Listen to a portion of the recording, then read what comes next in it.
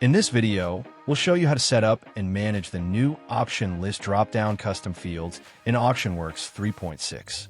Let's see this new custom field type. Navigate to Admin Control Panel, Users, Custom Fields. Click on Create User Field. From the Type dropdown, select Option List Dropdown. Enter a clear and descriptive name for the field.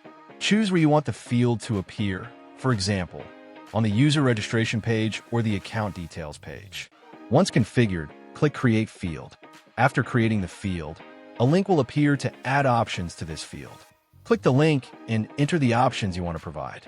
Go to the registration page and scroll to the Additional Information section.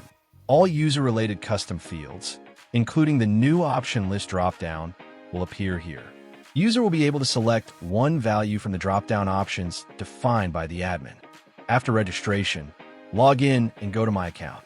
Search for Account Details. From here, you can update the value of your Option List dropdown field at any time. On admin side, it will look on Create User Account Info. Thank you for watching.